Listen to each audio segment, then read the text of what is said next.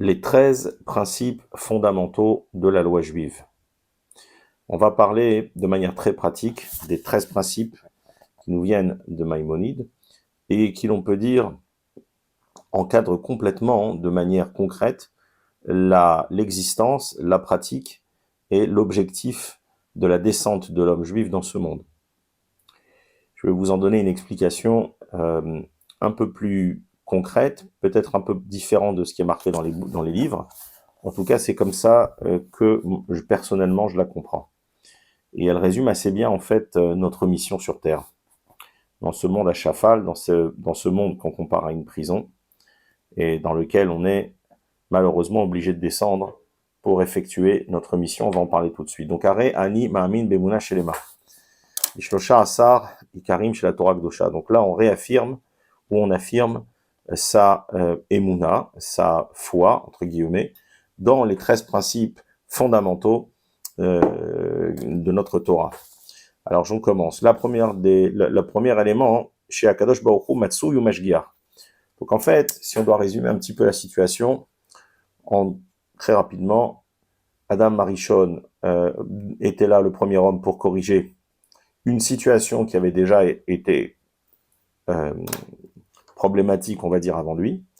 Et donc, il est déjà à la base, il est là pour faire un correctif et pour amener le monde à la réalisation complète, et ensuite pour qu'on puisse passer à un niveau d'élévation différent et supérieur. Et on connaît tous l'histoire, que la faute, la fameuse faute d'Adam Arishon, qui est si difficile à définir, nous fait tomber à ce niveau qui est si bas, et on doit maintenant aller ramasser les pots cassés. C'est véritablement ce dont il s'agit, presque. C'est-à-dire qu'on doit ramasser des étincelles de sainteté qui sont en fait qui sont aussi des âmes juives, qui sont tombées dans les forces de la clipa, dans les forces du mal. Donc imaginez quelque chose qui soit tombé à l'intérieur d'un puits de manière très profonde.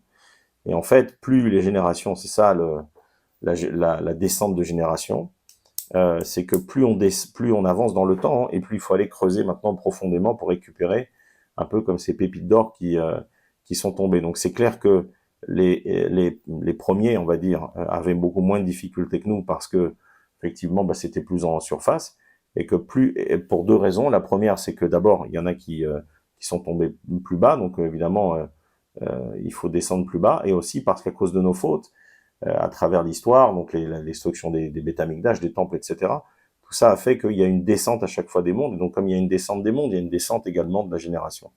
Et donc on doit aller récupérer tout cela de manière... c'est toujours beaucoup plus difficile, voilà, de séparer le bon du mal, et de séparer, c'est, on va dire, entre guillemets, ces pépites d'or de tout ce qui est obsolète, tout ce qui est obsolète, pardon, tout ce qui est les déchets autour.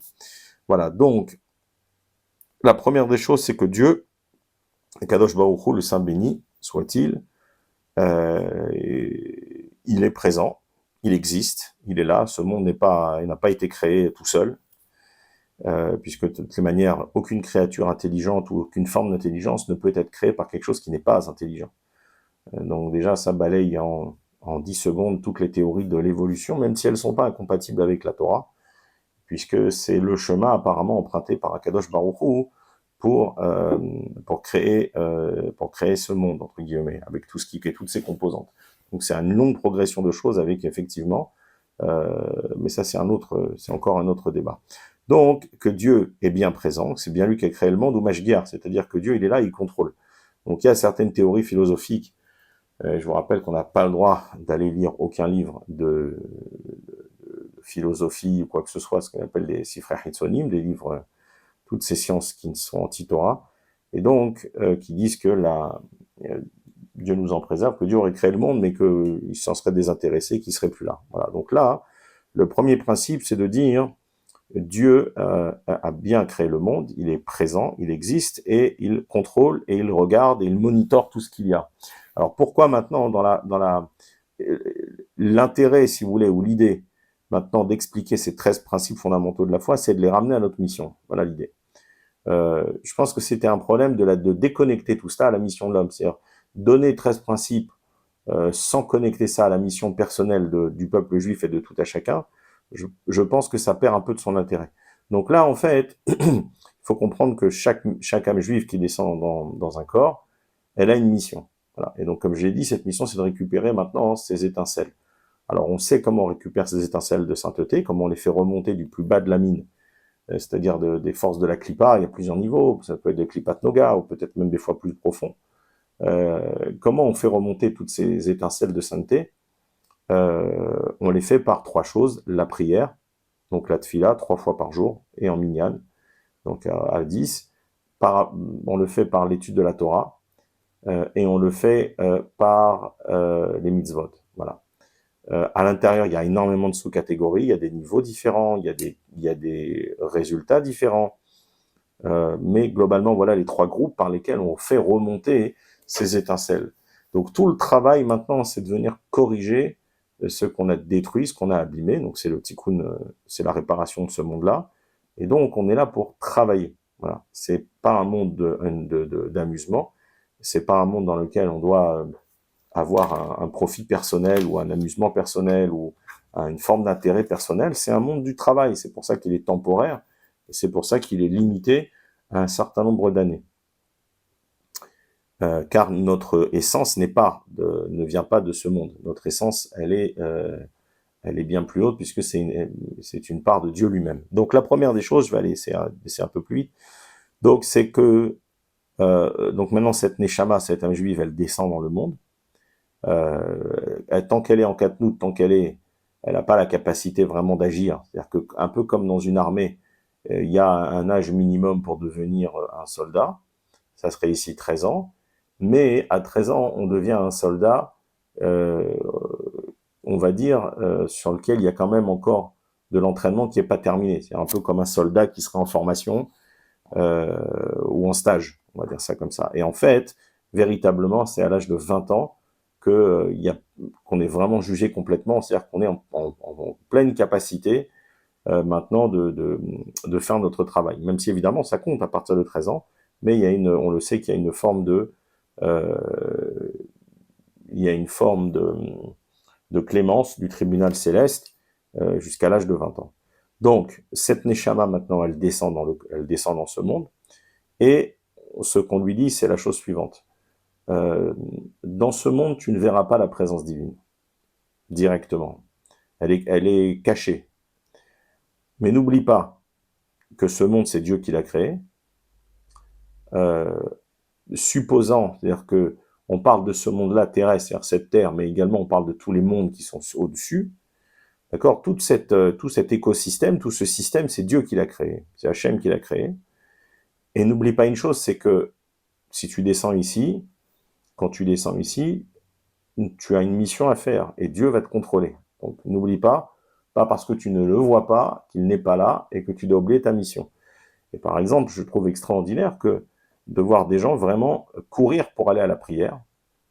Pourtant, personne va leur faire signaler qu'ils sont en retard. C'est pas comme quand on va à son travail où son employeur peut nous faire remarquer qu'on est en retard. Et là, je trouve extraordinaire que les gens vraiment s'attellent à être à l'heure à la prière, même parfois un peu avant, de venir avec leur sidour, de venir avec leur sac, de venir avec leurs affaires, de venir avec parce que vraiment, c'est leur travail. Notre travail dans ce monde, ça n'est pas d'aller pointer au boulot, puisque ça, c'est uniquement pour la parnassa. Il faut limiter cela au minimum, juste de quoi avoir vivre. C'est ça qui est important. Et ça, c'est une vraie preuve d'Emouna. Et donc, le vrai travail, c'est vraiment notamment les 3 prières par jour, plus tout ce qu'on a dit, tout le reste, études de Torah, etc. Donc, en fait, on est dans une mission de travail, mais on n'a pas de boss pour nous chapeauter, on n'a pas de manager pour vérifier ce qu'on fait, et malgré tout, il faut prendre les choses très au sérieux. C'est la première des choses. Ve'u echad. Maintenant, Dieu est unique. Qu'est-ce que ça veut dire, il est unique? Ça veut dire que par rapport à la mission que nous, on est en train de remplir, il n'y a pas de capacité ou de possibilité ou d'option d'aller avoir plusieurs managers, d'aller avoir des shortcuts, d'avoir comment on appelle ça, bref, il y a un Dieu qui est unique, il y a une Torah qui est unique, tout ça ne fait qu'un, et donc il y a une mission, il n'y a pas moyen de la contourner. Voilà. Donc de la même manière que la Torah est unique, Il n'y a pas de Torah conservateur et de Torah réforme et de Torah ce que vous voulez. Il y a la Torah qui a été transmise, on va le voir, et tout ça est un. Donc ça fait part de la mission. Donc Dieu est un, et on va revenir peut-être sur cette notion-là après. Je continue. Ven logu velo demutagouf. Donc on continue à implémenter cette notion, c'est-à-dire que dans la mesure où il n'a pas de forme, de corps, bien sûr, et il n'a pas de la forme d'un corps, donc il y a, n'oublie pas que ton véritable maître est celui qui est, parce qu'en fait c'est ce que j'essaie d'expliquer, c'est qu'on est en servitude. C'est-à-dire que ce travail de 70 ans, puisque c'est à peu près la vie d'un homme, tout le reste après c'est du bonus, mais le travail de 70 ans, c'est les 7 sphirotes d'en bas, c'est-à-dire que c'est corriger les Chesed, Gvura, Tiferet, Netzarot, Yesod, Malchut, c'est-à-dire que c'est un travail où il y a 10 dans chacune, peu importe. Et le travail de l'homme dans ses 70 ans, on va dire, globalement, c'est d'être au service de Dieu. C'est-à-dire que comme il y a, même dans la Torah, on parle du Eved Ivri, du serviteur, et du maître, avec toutes les relations entre le maître et le serviteur, qu'ensuite, à la fin, Begoufo, qu'il sort, etc., je rentre pas trop dans le détail, mais ce que je veux dire, c'est qu'en fait, la Torah, c'est ce que dit le Abir Yaakov, je crois, que toute cette notion du serviteur juif, qui a un maître juif, c'est en fait nous qui sommes les serviteurs, et notre maître, en fait, dans ces 6000 ans, c'est Dieu. Et donc, on doit le servir. Et en fait, par le biais de la servitude, en le servant, on va pouvoir repayer notre dette, c'est-à-dire fixer et réparer ce qu'on a endommagé, abîmé. Puisque de la même manière que dans la Parashat Mishpatim, le Eved Ivri, donc le serviteur juif, il doit réparer, en fait, c'est soit qu'il a plus du tout de revenus, soit qu'il a plus du tout d'argent, qu'il a tout vendu, il y a des règles. En bas, il explique cela, soit qu'il a des dettes, donc il a volé et qu'il ne peut pas rembourser. Donc à ce moment-là, ce remboursement, il se fait physiquement. Donc aujourd'hui, nous, par rapport à la faute d'Adam Arishon, on n'a pas la capacité de réparer, si ce n'est sous la direction, le contrôle et l'amour de Dieu. Et donc, on est dans cette situation de servitude pour 6000 ans, et ensuite, la 7000, c'est la sortie. C'est-à-dire que la 7e année, comme il explique avec l'évêque d'Ivry, le serviteur juif, la 7e année, il sort. Donc on sort de servitude. Donc c'est la même chose ici. C'est exactement la même idée que je voulais développer. Donc on nous dit, dans le cas du Eved Ivri, dans le cas du serviteur juif, d'accord, son maître il le connaît, hein, il est en chair et en os. Là on est tous des Eved Ivri, on est tous d'ailleurs, nos Sidurim, il s'appelle par exemple Avodat Hashem, hein, service de Dieu, ou la Avodat dans le Beth Amikdash, tout le service. Donc on est Eved, on est serviteur, mais on peut aussi passer, entre guillemets, de Eved à Ben. On peut passer de serviteur à fils. Là, il y a des degrés pour cela. Bon, je ne rentre pas dans le détail, mais c'est pour signaler qu'il y a des degrés de progression, même dans cette hiérarchie, dans ce monde. Et donc, donc le maître dans ce monde, il est indéfini, on ne le voit pas, mais pourtant il est là, et il faut le servir. D'où la difficulté d'être vraiment, de faire attention quand on fait ses brachot, de les faire avec kavana, de se concentrer, de s'arrêter, de ne pas marcher en faisant ses brachot. Quand on fait de se concentrer dans sa tfila, dans sa prière, d'arriver avant l'heure même pour faire la prière, d'arriver avec ses affaires, de pas attendre de prendre un sidour, d'être préparé, c'est-à-dire que c'est un vrai travail. Il faut comprendre, voilà, quelle est notre mission dans ce monde.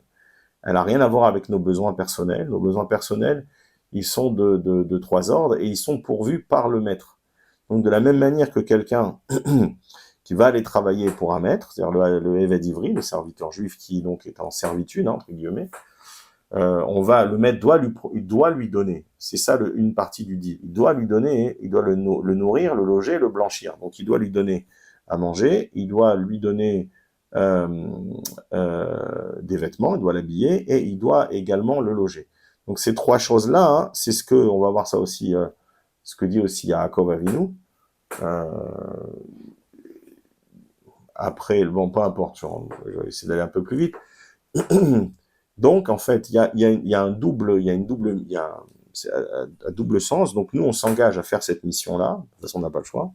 Et de l'autre côté, Dieu, lui, et c'est ça aussi la Emouna, il nous a dit, je te donnerai à manger, je te logerai, et je te nourrirai. Donc ça, c'est l'aïmouna de croire en Akadosh Baruch Hu.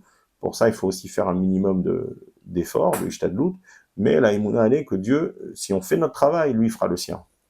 Donc ça, c'est très très important, même si on ne le voit pas. Pourquoi? Parce qu'on est serviteur. En tant que serviteur, il a des obligations vis-à-vis de nous. Alors, chez Oukadman les Kedoumim. Donc en fait, c'est lui le premier avant tout, ce qu'il a précédé tous les précédents. C'est-à-dire qu'en fait, il n'y avait rien avant lui, et ça c'est la fameuse question des enfants, mais qui a créé Dieu? Et en fait, c'est très simple, c'est que la notion de temps, c'est une notion qui a été créée dans ce monde. Donc dans la mesure où la notion de temps a été créée dans ce monde, et que Dieu il est le créateur de la notion du temps lui-même, donc il n'est pas, bien sûr, assujetti à la notion de temps. Mais pour qu'on comprenne, c'est que il n'y a pas de précédent en quoi que ce soit, c'est Dieu lui-même avant toute chose. Même si c'est pas vraiment le cas, ben, il le dit, puisqu'on dit qu'en fait, il n'y a pas de notion de temps. Mais c'est simplement pour comprendre qu'on sert le maître de l'univers, et qu'on ne sert rien d'autre, ni personne d'autre, et qu'il y aurait eu personne. Tout ça, je pense que c'est pour nous renforcer dans notre émouna, pour ne pas imaginer des choses qui ne sont pas imaginables, et pour trouver, entre guillemets, de fausses excuses pour jeter le tablier, les frocs et taol, pour prendre le joug divin et le jeter et dire, bon, ben, j'y crois plus, ou etc. Mais un avoda les zoulato. Donc, le travail qu'on fait, on vient de parler de cet avoda, donc on est Eved, donc on revient bien à cette dimension où on est Eved Ivri, on est un serviteur juif. Donc, la avoda ne se fait que, il n'y a pas, en fait, de avoda, elle n'est que pour Dieu. Voilà, c'est uniquement pour Dieu, pour personne d'autre. Donc, il faut bien comprendre que euh, tout ce qui se passe dans notre réalité, dans la vie de tous les jours, ne sert qu'à pouvoir réaliser notre mission de serviteur de Dieu, ni plus ni moins. Et qu'on ne sert personne d'autre. C'est-à-dire, comme dans les psukim, maudit celui qui va s'en référer, entre guillemets, à l'homme, ou celui qui va... et en fait, on a une obligation de s'en référer qu'à Dieu. C'est-à-dire que euh, la difficulté, c'est de ne jamais attendre rien de personne, et de comprendre que tout vient d'Hachem, tout entièrement, et que quand les choses arrivent, c'est que c'est Hachem qui les a décidées, et que les gens ne sont que des messagers, en fait. Que ça soit l'employeur qui paye, que ça soit telle ou telle chose, que ça soit... Et en fait, on n'attend rien de personne, si ce n'est que on attend tout d'Hachem, par contre, et c'est lui qui, à travers les différents messagers, va pourvoir à nos différents besoins, puisqu'on en a parlé juste avant. Donc le travail qu'on fait, la Avoda, elle est uniquement dédiée à Dieu. Voilà. Puisque c'est à travers, en fait, on fait remonter des étincelles divines, donc elles appartiennent à Dieu. En fait, on les fait remonter au patron, on les fait remonter à notre maître. Donc à personne d'autre. Donc en fait, tout type de travail qui est un travail de servitude dans le sens d'asservissement, autre que pour Dieu, c'est de la Avoda Zara, c'est un travail étranger, donc Zar, c'est un étranger. Et donc en fait, il y a deux grandes catégories, il y a la sainteté et l'impureté, et si on ne sert pas la sainteté, on sert l'impureté, on sert les forces du mal. Voilà comment Dieu a créé son monde. Donc la Avoda Zara, entre guillemets, l'idolâtrie, c'est une très mauvaise traduction, c'est pas vraiment l'idolâtrie, c'est tout travail étranger, tout service étranger, tout qui n'est en fait pas... qui n'a pas été commandé, ordonné par Dieu. Parce que par exemple, sur le Aaron Abrit, donc une fois par an, le Kohen il allait au Beth Amikdash, dans le Kodesh HaKodashim, et il y a la fameuse Arche Sainte, je ne sais pas comment dire en français, et il y avait dessus deux anges. Donc il y a deux statues. Donc là, comment ça se fait que Dieu nous demande de ne pas faire de l'idolâtrie, et que là, le Kohen, il est devant ce...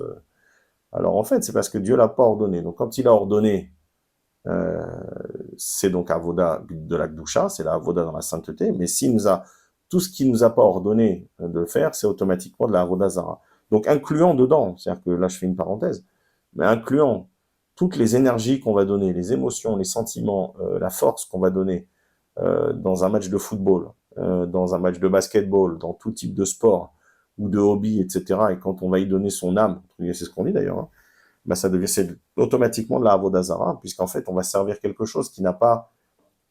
on va donner cette énergie, cette force, ces émotions, ces sentiments, on va les donner à quelque chose d'autre qui n'a rien à voir avec notre mission dans ce monde et qui n'a rien à voir avec le service de notre maître, de Dieu lui-même.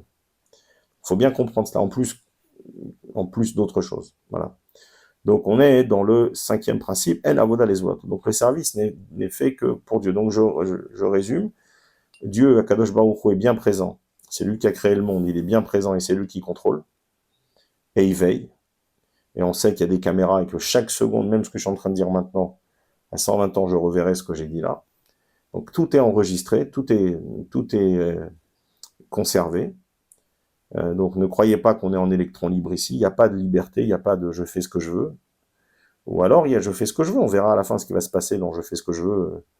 Je n'ai ni maître, ni... Je ne sais plus comment on dit. Alors Ve'u Echad, on a rappelé maintenant le facteur unique de Dieu. Parce qu'en fait, ce facteur unique, ça ramène aussi la sainteté qui est un. Donc toute la sainteté, c'est dans l'unité. Ce qu'on appelle le Reshut HaYachid, pour ceux qui connaissent un peu sur le Wat Shabbat, mais ceux qui ne connaissent pas, il faut les apprendre très vite. Et toutes les forces de l'impureté, c'est Reshut HaYaralim, c'est cette multitude désorganisée. Alors que dans l'unité, tout est organisé et tout est, et tout est un.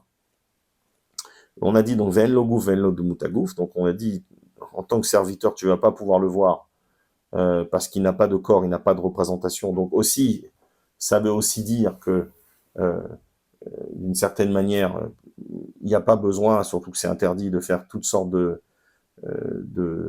sculptures, de dessins, etc.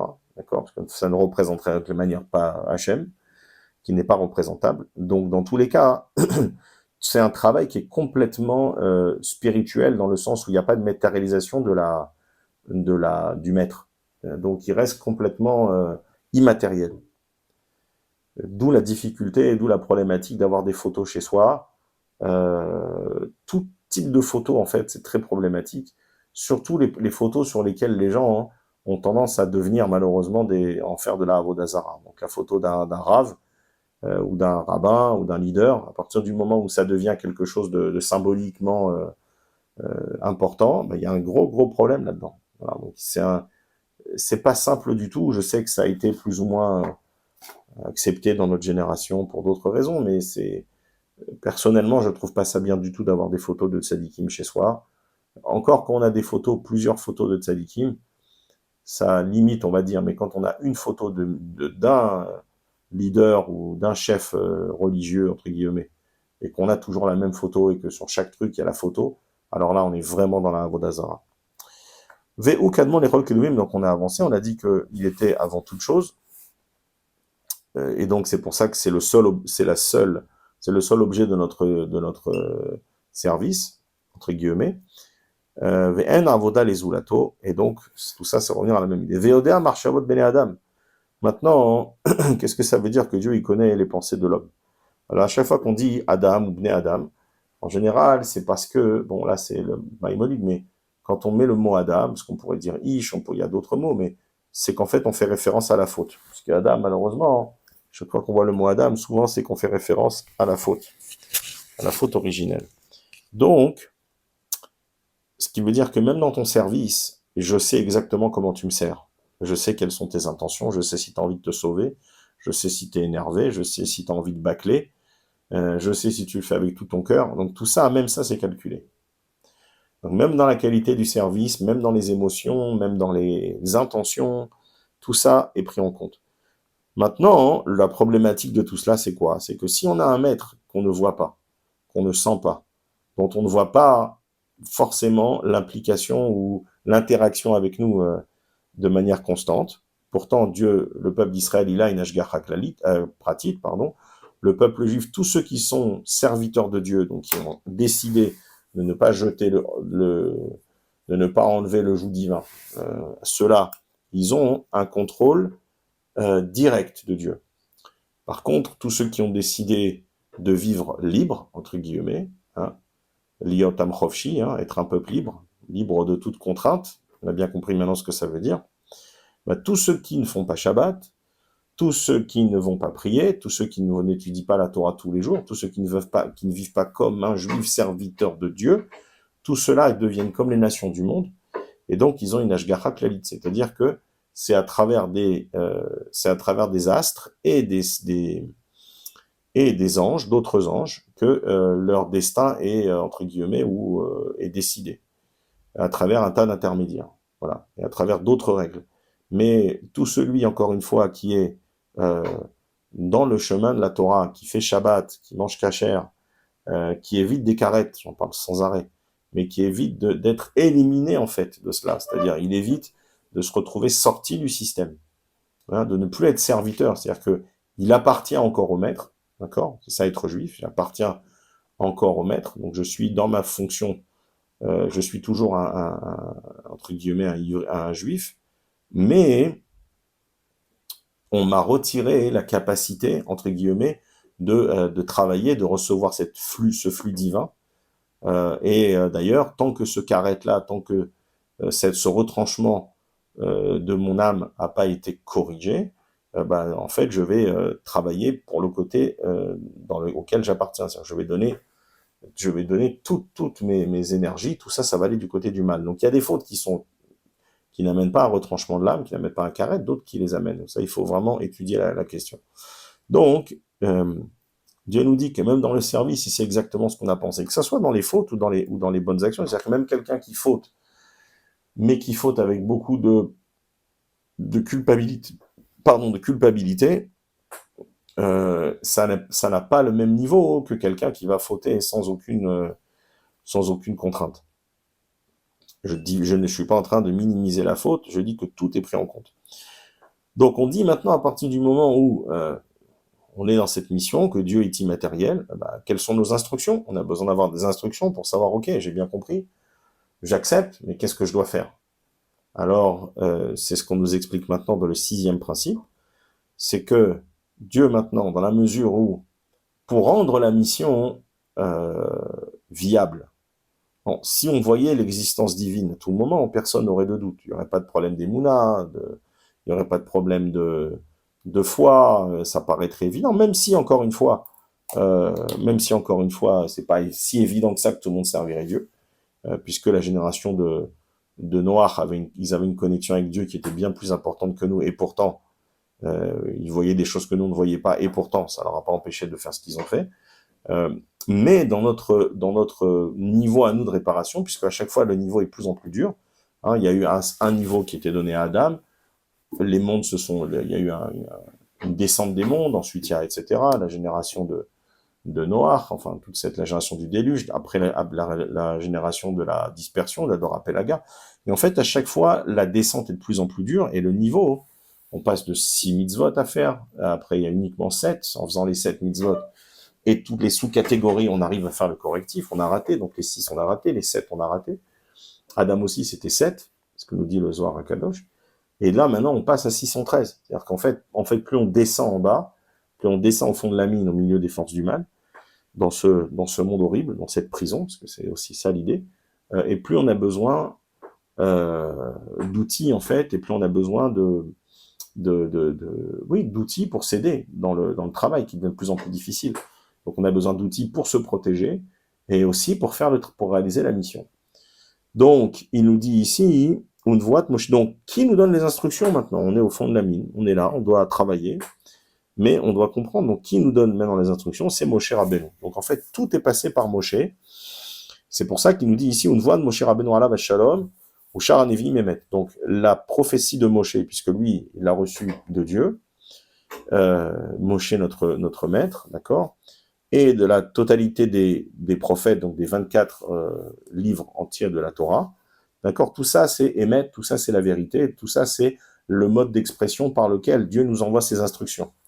Donc on reçoit comme quelqu'un qui recevrait ses instructions dans une grande compagnie, les Avdil, il recevrait ça de son manager. Et donc nous, notre manager, Moshe Rabbeinu, notre maître, c'est lui qui nous explique, tout ça c'est Emet, c'est la vérité. Et Emet, c'est pas juste un simple mot, Emet c'est le sceau de Dieu, Emet c'est Chotama chez la Kadosh Baruch Hu, c'est le sceau divin, c'est le sceau de Zeir Anpin, donc ça c'est des choses très importantes. Et c'est pas contestable, le Emet c'est 100% d'Emet, il n'y a pas de, comme on dit, 80%, 99% de Emet, de vérité, et c'est 100% de Sheker, c'est 100% de mensonge. Donc dans la Torah, il n'y a pas de... il n'y a pas de demi-mesure. Donc, on prend nos instructions maintenant pour réaliser notre mission à travers la Torah écrite et puis la Torah orale, puisque Moshe Rabbeinu a transmis les deux, la Torah écrite et la Torah orale. Chez Moshe Rabbeinu Adon Kol Avim. Donc maintenant, on peut pas prendre le plus grand de tous les prophètes, c'est Moshe. Ce qui veut dire que le contact que Moshe a eu, c'est le manager en chef. Voilà, il n'y a pas eu plus grand que Moshe, puisque c'est lui qui a reçu les instructions directement du patron, d'Akadosh Baruch Hu. Désolé de parler comme ça, mais j'essaie de faire un comparatif avec le monde de l'entreprise, puisque souvent on croit que notre vie dans ce monde-là, c'est notre carrière, c'est etc., c'est de monter les échelons dans l'entreprise ou dans l'entrepreneuriat, etc. En fait, c'est complètement faux, mais c'est pour montrer le parallélisme. Donc vraiment, le travail, il est dans le service de Dieu, ni plus ni moins. Tout le reste, c'est accessoire. C'est extrêmement accessoire, même si dans cet accessoire, il faut faire très attention à ne pas violer les règles.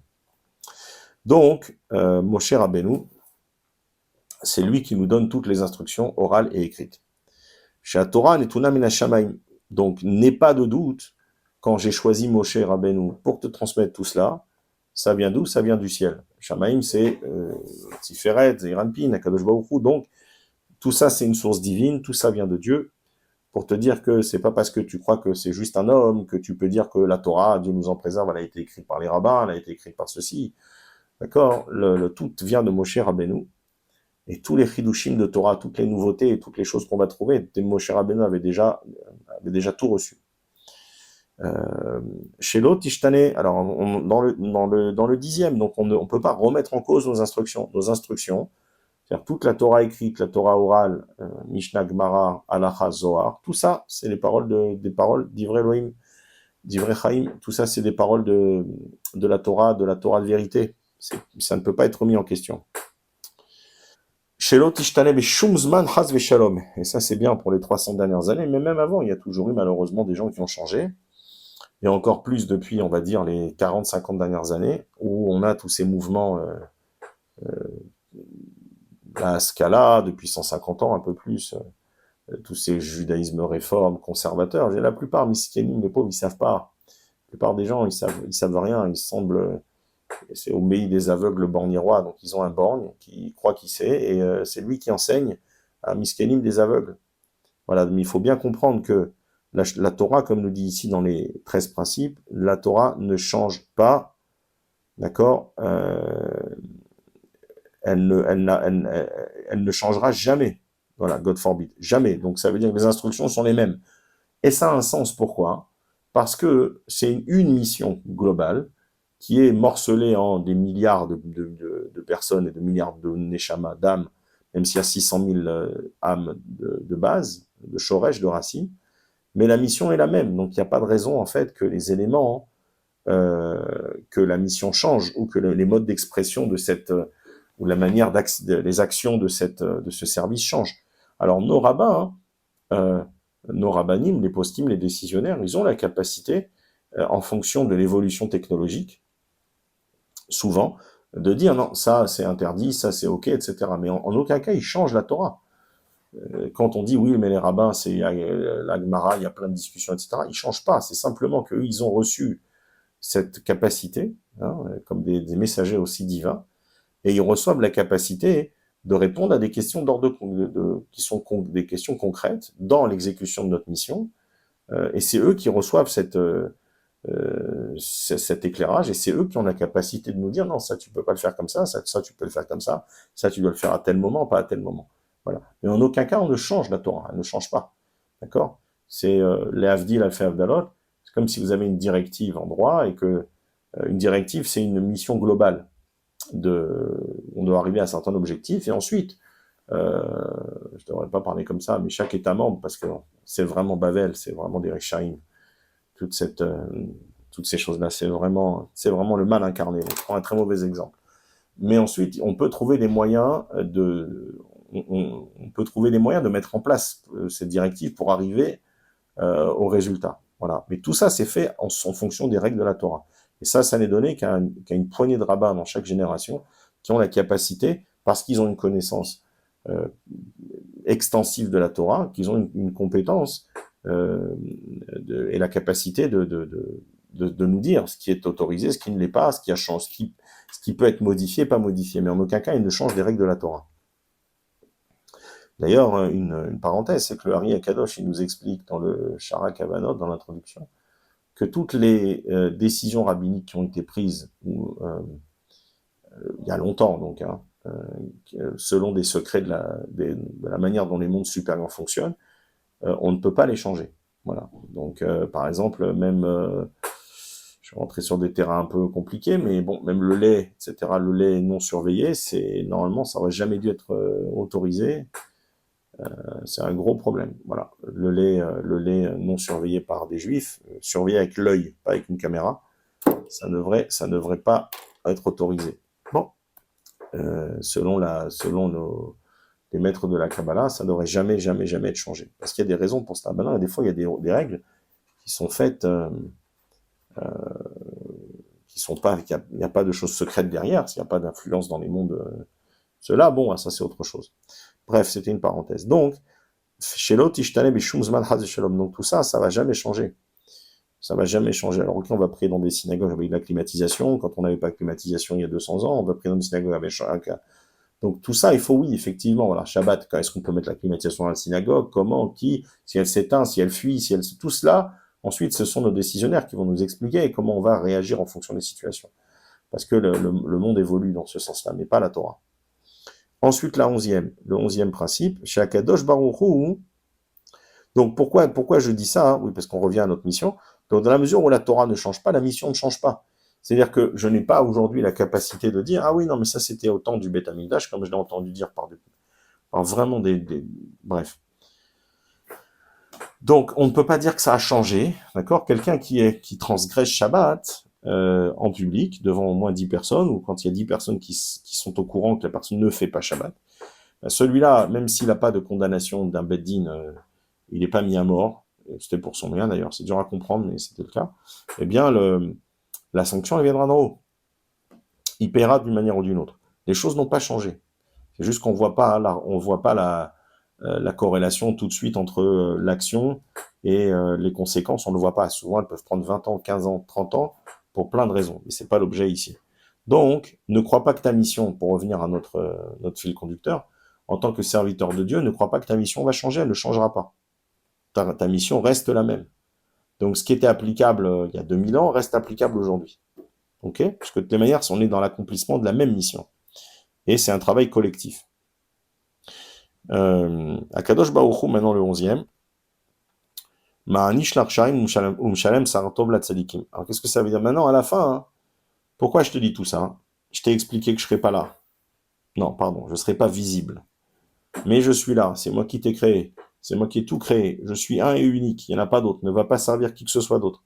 Ni le football, ni le tennis, ni les courses de voiture. Tu dois servir que moi. Et toute ton énergie dans ce monde-là, le peu de temps que tu es dans ce monde-là, c'est pour réparer à travers toutes ces actions que je t'ai données. On a dit prière, on a dit étude de Torah et réalisation des mitzvot.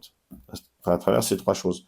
Et surtout, fais en sorte de ne pas te faire éjecter du groupe, c'est-à-dire ne prends pas un carré, un retranchement de l'âme, comme par exemple, je nous en préserve, transgresser Shabbat en public, toutes les relations sexuelles interdites, etc., tous les problèmes de pureté familiale, etc., etc.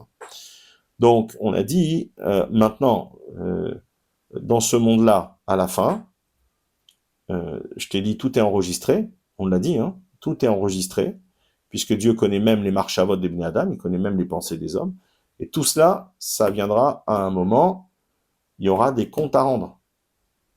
Et les comptes à rendre, c'est quoi? C'est que les justes vont recevoir un salaire, et comme disent nos chazal, le salaire n'est pas payé dans ce monde, comme je vous ai expliqué, d'accord?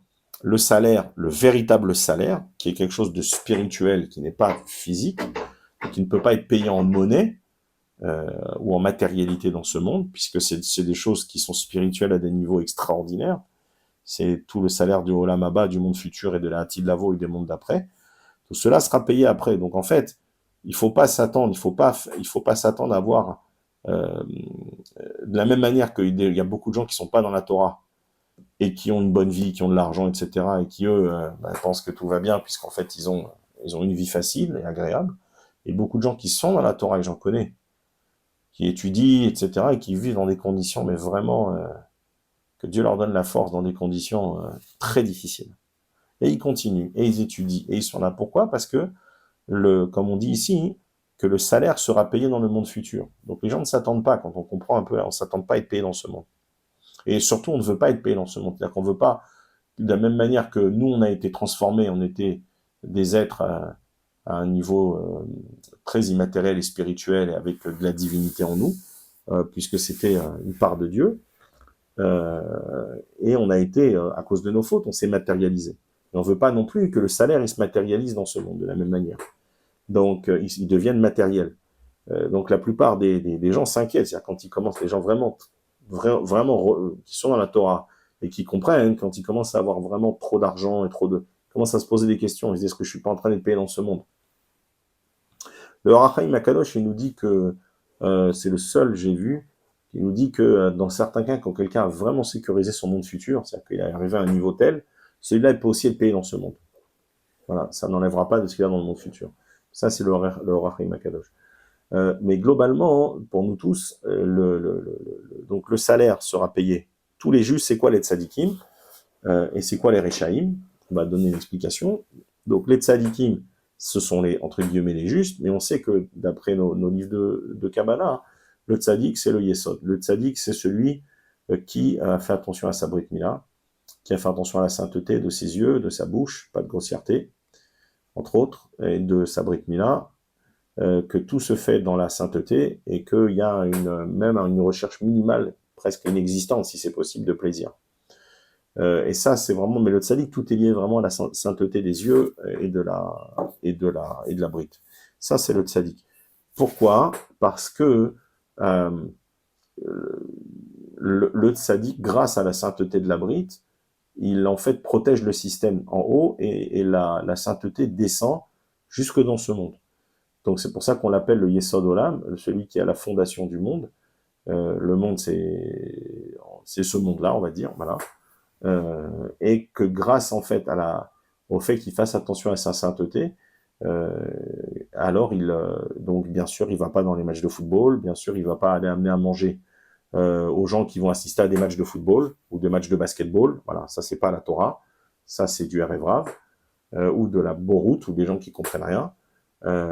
C'est quelqu'un qui se concentre dans sa Torah, qui se concentre dans son étude, mais qui peut aller aussi faire du chesed, ça n'empêche pas, mais on va pas aller dans des endroits dans les universités, dans les endroits des forces du mal, aller là-bas pour sortir des gens, hein, et encore, avec l'avis d'un rave, ça peut être fait.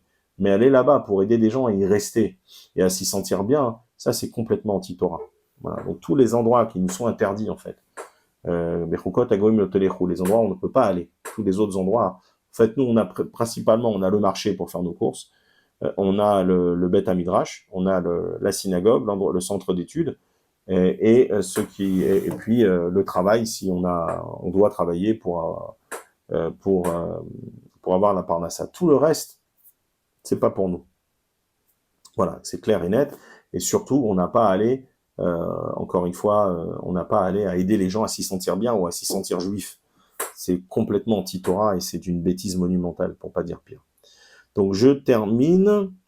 Donc le tzaddik, on a dit, c'est celui donc, qui fait attention à sa brite, et donc c'est celui qui va réaliser toutes les mitzvot, hein, à travers les prières, etc., l'étude de Torah, et tout ça, en fait, aussi, c'est quand on fait tout ça, c'est on étudie la Torah, on prie, ça aide également à garder sa sainteté. Donc en fait, on peut pas être un tzaddik quelque part si on n'a pas, c'est quasiment impossible comme équation. Celui qui vit dans le monde moderne ne peut pas être un tzaddik, c'est pas possible. Voilà. Donc tous les éléments qui nous aident à devenir un tzaddik, donc à faire attention à sa sainteté, c'est à travers justement la séparation avec le monde moderne. C'est puisque c'est complètement antinomique, ça ne va pas avec. Et se concentrer vraiment sur sa connexion avec Dieu, parce que la sainteté c'est Dieu. Kedoshim Tziu Kikadoshani. Donc Dieu nous dit soyez saints parce que je suis saint. Donc il y a qu'en se connectant avec Dieu à travers les mitzvot, la Torah et aussi les bonnes actions que on arrive à devenir un tzaddik ou à tendre à devenir un tzaddik. Et donc c'est ce tzaddik-là, quand on arrive à préserver le système en haut, que toute la sainteté va descendre dans ce monde-là. Et donc c'est pour ça qu'il y a ensuite un grand sahar, un grand mérite. Voilà, comme il dit Rabbi Yoshua ben Levi, que tout tzaddik recevra 310 mondes. Bon, évidemment, ça veut dire des choses toujours plus profondes. Même si on prend le sens littéral, le pshat, il nous dit toute sa kol tzadik vet tzadik, qu'il recevra 310 mondes en héritage au moment du paiement. Encore une fois, le paiement n'est pas dans ce monde. Mais, malheureusement, ça ne fera pas plaisir à tout le monde. Mais ce qu'il nous dit ici, c'est Vegam Maranish la Rechaim. Mais par contre, tous ceux qui sont des Rechaim, ils vont recevoir leur punition. Ils vont être punis. Et en fait, j'explique en 2-3 minutes. Qu'est-ce que c'est un rachat? Le tzaddik, lui, il est dans la sphira numéro 9. Donc, il y a 10 sphirotes. Il y en a une qui s'appelle le Yesod, qui est le numéro 9. Donc, pour faire simple, vous avez imaginé, je sais pas, un jeu de boules, ou je sais pas. Et en fait, tout descend, toute l'énergie vitale, elle descend jusqu'à le numéro 1. D'accord? Et en fait, tout se concentre et tout ce mélange-là de différents ingrédients, tout est concocté dans le 9, qui s'appelle le Yesod, qui s'appelle la fondation, qui s'appelle maintenant aussi le Tzadik. Voilà. Et en fait, c'est lui qui a la responsabilité de recevoir toute cette lumière divine qui vient dans différentes modes et différentes couleurs et différents éléments et ingrédients, et qui doit, entre guillemets, j'essaie de donner une explication qui soit à peu près compréhensible, et tout ça ensuite, ça doit être transmis au numéro 1, qui est la Malchut, qui est notre mère, et qui elle ensuite va venir nous nourrir et nourrir tous les mondes. Donc en fait, si celui qui est chargé de récupérer tout cela, il a des brèches de partout, qu'il y a des trous de partout, qu'il a donné tout ce qu'il a reçu à gauche et à droite parce qu'il n'a pas su le préserver, voilà, donc automatiquement, celle qui était supposée, la maman qui était supposée recevoir la totalité de cette énergie qu'elle doit distribuer, elle ne va pas la recevoir ou la recevoir de manière très diffuse ou complètement abîmée. Donc c'est pour ça que le tzaddik, c'est lui qui fait la connexion et qui fait en sorte que ce système de 10 sphirotes qui sont des habillages de la volonté divine, donc Dieu s'habille dans ces différents éléments, d'accord? Et la notion de Dieu, c'est encore quelque chose de beaucoup plus élevé. Ce sont des habillages et des diffuseurs. Et donc, ces 10 sphirotes, ça s'appelle Esser. Esser en hébreu. Si vous prenez les lettres et vous les mettez à l'envers, ça fait rachat. Ça fait le rachat, le mécréant. Donc en fait, le mécréant, c'est un mot qui est difficile à définir, mais tout celui qui, maintenant, prend ce système-là, le met à l'envers, c'est-à-dire qu'il ne respecte pas les règles de la Torah, alors il va prendre ce système, il va le mettre à l'envers, et c'est les forces de l'impureté qui vont récupérer, comme on l'a dit, tous les trous qu'il a, qui vont récupérer toute cette énergie vitale.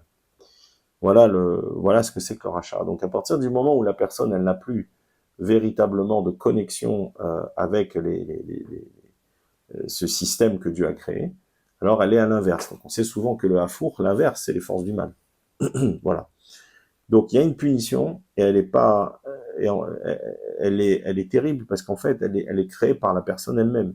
C'est-à-dire que c'est la personne elle-même qui, à chaque fois qu'elle transgresse quelque chose, elle va créer des anges de la destruction, donc qui vont ensuite venir la punir quand elle quittera ce monde. Et c'est terrible, c'est terrible. En plus d'avoir une privation du salaire, pas d'accès au monde futur, dans beaucoup de cas, Dieu nous en préserve, mais en plus de ça, des punitions, et certaines d'entre elles sont illimitées, elles n'ont pas de fin.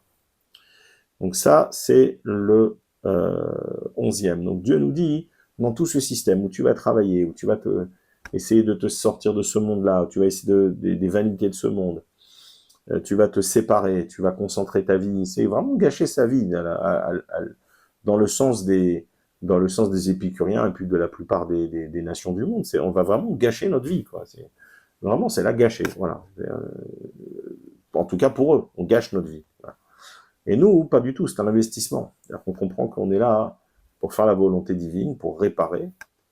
On a compris qu'on n'est pas dans ce monde, c'est pas notre monde, que c'est un monde dans lequel on ne devait pas tomber, et que quelque part, on a la possibilité de le traverser en fait sans trop d'encombre, et avec une protection divine, et ensuite pour revenir à un état auquel nous appartenons en fait, qui est l'état précédent, pas celui-ci.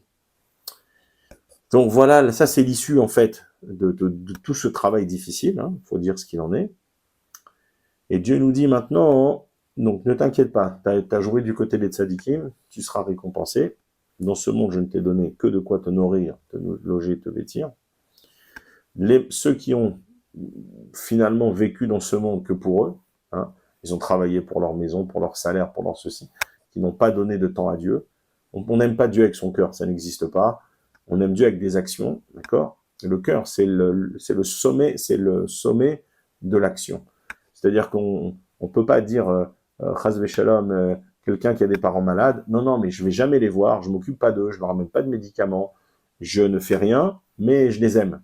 D'accord? Non, c'est un mensonge, c'est se mentir à soi-même. Donc en fait, le vrai amour divin, c'est de réaliser ses commandements, de réaliser ce qu'il nous a dit, de faire notre travail, et tout celui qui ne le fera pas, qui a vécu pour lui globalement, hein, parce qu'il n'a jamais consacré de temps à Dieu, et je peux vous dire que quand on essaye en tout cas d'être un serviteur de Dieu, je veux dire, c'est toutes les secondes. C'est incroyable. On enchaîne chose par chose. Après cette fille-là, il y a une autre prière. Après ça, il y a une autre, après il y a une bracha. Après, il y a un cours de Torah. Après, il y a et en fait, ça devient 95% du temps, ou 90%, je sais pas. C'est vraiment du service divin. Ça n'arrête jamais. Et ensuite, il faut caler dans les 4, 5, 10, 15% le reste. Le travail, la parnassa, etc. C'est pas simple. Voilà. Après, il y a aussi, bien sûr, il faut. Après, parfois, on a des choses à faire, mais qui sont, on va dire, plus physiques. Mais ces choses-là aussi, on les dédie aussi au service divin. Voilà. Et ensuite, euh, dans toute cette étape, dans tout ce système-là, qu'est-ce que nous dit maintenant Dieu? Il nous dit, mais attention, je t'explique. Cette mission-là, elle a un terme. Ne crois pas qu'elle est ad vitam aeternam, elle va s'arrêter. Donc, il y aura un coup de sifflet à cette mission-là, puisque la personne, si elle n'a pas fini sa mission, elle revient en Gilgoul, en réincarnation, jusqu'à 3 fois. Des fois, on peut dire encore 3 autres fois, ça dépend. Mais bref, si elle a réparé, pas réparé. Est-ce qu'elle a réparé un peu, pas beaucoup? Mais en tout cas, dans cette énorme mission, qui est plus que 6000 ans, en fait, parce qu'il y a eu des choses avant, mais qui nous concernant dans notre réalité, c'est 6000 ans, Dieu nous dit, le match aura un coup de sifflet, et il y aura une fin à cette mission-là. C'est quand? C'est parce qu'en fait, on peut revenir jusqu'à ce qu'on ait terminé. Hein. Mais dans tous les cas, il y a un moment où ça s'arrête, et ça, c'est le 6e millénaire ou avant, et c'est l'avenue du Mashiach. Donc l'avenue du Mashiach, du descendant du roi David, qui lui va mettre un terme à tout cela. Les forces du mal disparaissent, la Gdusha, la sainteté triomphe, et quoi qu'on ait fini, bref, ça peut être fait avant le terme, ça peut être fait au terme. Si c'est fait au terme, c'est très bien. Si c'est fait avant le terme, c'est qu'on a réussi à corriger, donc les choses se font doucement. Si ça n'a pas été fait avant le terme, alors malheureusement, le coup de sifflet va faire très mal aux oreilles. On va dire ça va être la manière de payer là, de finir le reste avec des coups. C'est comme ça que ça se passe. Dieu nous en préserve. Mais il y a une fin à tout cela, et c'est le Mashiach qui va siffler le coup final. C'est donc de la même manière que le serviteur juif, la 7e année, il sort, Begapo Yatse. Donc, Gapo, je crois que c'est ce qu'il nous dit dans la paracha, hein, c'est Gematria 91. 91, c'est aussi la Gematria du Shema Israël, de Amen. Donc, quand Amen, c'est aussi Gematria 91, c'est-à-dire c'est valeur numérique 91, et également les deux noms, Adnut Avaya, c'est 91. Donc, en gros, ça veut aussi dire que toutes les intentions les intentions qu'on a quand on répond au Kaddish, quand on répond Amen, tout ça c'est très important, et tout ça, ça permet également de faire avancer la Géoula, la délivrance, de faire venir de faire avancer l'avenue du Mashiach.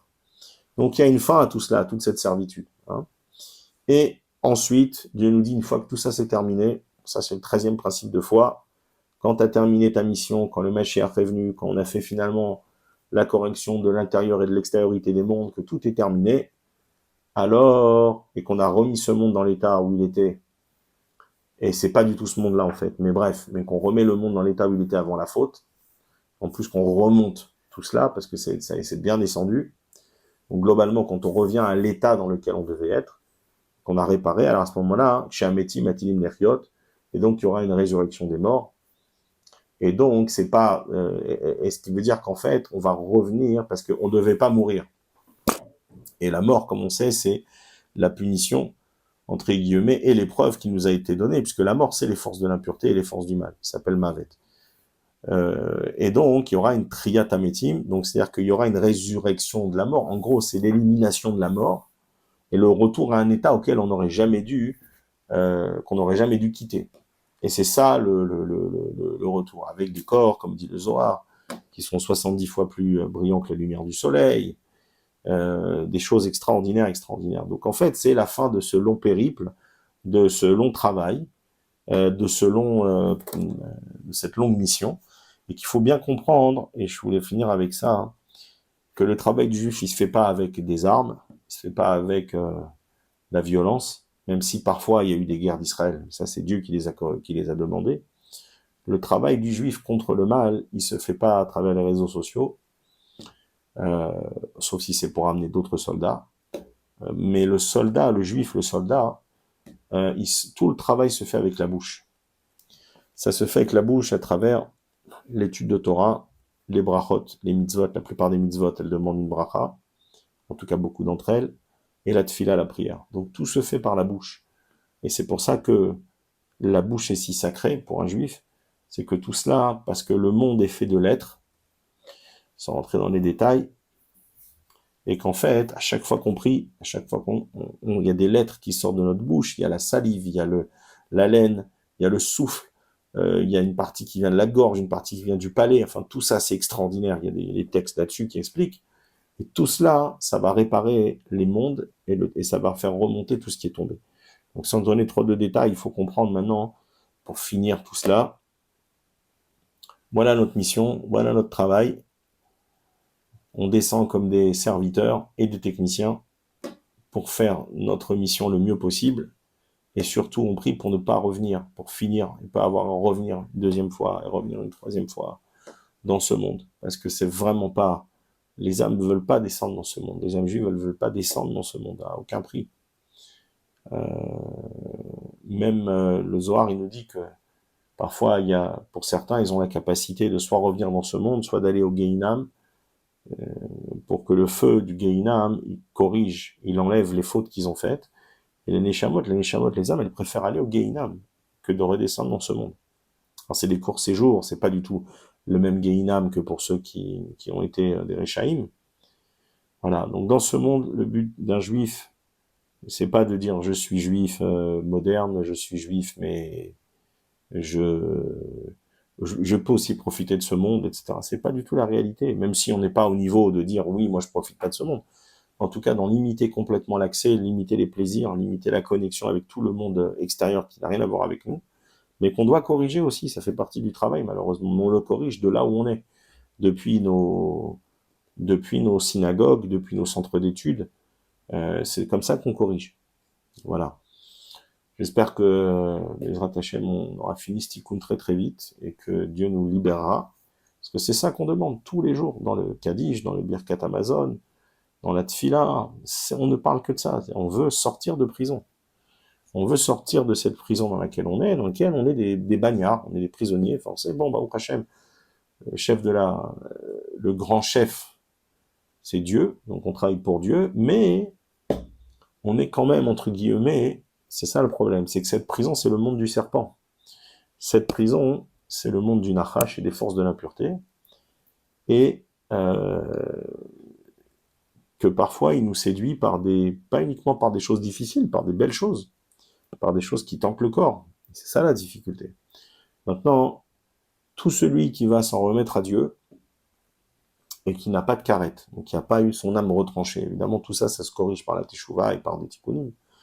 Et celui qui a son âme, qui n'a jamais été retranchée, ou qui a réussi à corriger, celui-là, sachez que même si la prison, le gardien de la prison, ce sont les forces du mal, celui-là, il est dans la prison, malgré tout, il est dans une salle de VIP, et cette salle, elle est contrôlée que par Dieu. C'est-à-dire qu'à l'intérieur de cette prison, il y a des enclos où même les forces du mal ne peuvent pas rentrer, même si c'est eux qui gèrent, même si c'est leur prison, et il y a des gens qui ont un statut diplomatique. Voilà, on va dire ça comme ça. Et ça, c'est les juifs qui font Torah au mitzvot. Alors, vous allez me dire, des fois, il y a ci, il y a ça c'est les comptes divins. Mais globalement, tous ceux qui sont dans la Torah et dans les mitzvot, ils ont un statut privilégié dans ce monde. Pourquoi? Parce qu'ils sont travailleurs. Pourquoi? C'est quoi le statut diplomatique, entre guillemets, les Havdil? C'est que dans le cadre de leur mission, d'accord, ils ont à passer des documents qui sont confidentiels, ils ont à passer des informations, et ils ont donc un statut protégé parce que ce ne sont pas des citoyens comme les autres, ce sont des gens qui travaillent pour entre guillemets, pour d'autres États. Nous, on travaille pour le maître du monde. Et donc, grâce à cela, Dieu merci, on a un passeport diplomatique, on a des ambassades, on a des consulats où les forces du mal ne peuvent pas rentrer, sauf si on s'y tient mal. Donc il faut comprendre qu'on a, en plus d'avoir bien sûr être nourri, logé et blanchi dans ce monde, et que Dieu il nous prend en charge, il ne nous laisse pas tomber. On a en plus un statut privilégié, on a une protection particulière dans ce monde horrible, dans ce monde du serpent, des forces du serpent originel, des forces du mal. Et donc, on a vraiment tout à gagner en se mettant sérieusement et à accepter sa condition de serviteur. Et je crois qu'on peut savoir où on se situe quand on a la force de dire, même de manière très facile et très sereine, je suis un serviteur de Dieu. Si vous n'êtes pas capable de dire, je suis un serviteur de Dieu, ou bien Alim Kabbalah et je prends sur moi le jeu divin, oui, je suis un serviteur de Dieu. Si vous n'êtes pas capable de le dire, ou si ça vous gêne, ou si vous me dites, non, mais bon, je suis pas vraiment, mais j'aime et j'accepte, mais non, mes serviteurs, c'est trop dur, non, c'est que vous n'êtes pas encore arrivé. Voilà. On commence à être un vrai juif quand on commence à dire, je suis un serviteur de Dieu, je l'accepte. Tout ce que Dieu m'a demandé, je le fais. Et ça passe au-dessus de ma propre existence. Et je suis prêt même à donner ma propre existence, sans aucun doute, sans aucune... si je devais transgresser par force certains commandements, on les connaît, et ça doit devenir une évidence. Tant que vous n'avez pas accepté sur vous, et en plus il faut le répéter à chaque fois qu'on fait le schéma Israël, mais tant que vous n'avez pas accepté d'être un serviteur divin, vous n'êtes pas encore, si vous faites teshuva, vous n'êtes pas encore au bout de vos peines, et si vous êtes un juif curieux qui essaie de comprendre, vous avez encore du chemin. Donc il ne faut pas se démoraliser surtout. Il faut avancer, il faut étudier. La Torah, il n'y a pas mieux que l'étude de Torah. C'est comme dit le Rambam, l'étude, elle devance l'action. C'est-à-dire qu'il vaut mieux parfois étudier avant de faire des actions positives. Les actions négatives, bien sûr qu'il ne faut pas les faire. Mais il vaut mieux bien comprendre comment utiliser toutes nos armes, qui sont nos mitzvot, qui nous protègent nous et qui corrigent le monde, avant de les utiliser. Donc il n'y a rien de mieux que l'étude. L'étude. Ensuite, ça va renforcer votre émouna, ça va effacer les forces du mal. Tous ceux qui ont besoin d'un peu d'aide, on a tous besoin d'aide, mais lisez 5 pages de Zohar par jour sans comprendre. Prenez un Zohar, un Tikkuné à Zohar, lisez sans comprendre, même si vous écorchez tous les mots, en haut, Dieu, lui-même, il les arrangera. Mais ça va vous nettoyer énormément. Voilà, et que Baruch Hashem, que même si on accepte cette condition de serviteur de Dieu, que Baruch Hashem, Dieu nous amène la Géoula, la délivrance, parce que c'est quand même très douloureux psychologiquement, pas d'être le serviteur de Dieu, mais d'être sous l'emprise des forces du mal, d'être dans cette situation où l'unité de Dieu, même si on en a parlé, elle est malheureusement parfois remise en cause à cause de nos fautes. Donc Dieu nous en préserve malheureusement la capacité d'abîmer entre guillemets l'unité divine. Et ça c'est une autre discussion. Et donc de faire en sorte que Bezrat Hashem, le nom de Dieu soit un. Baruch Adonai l'Olam, amen.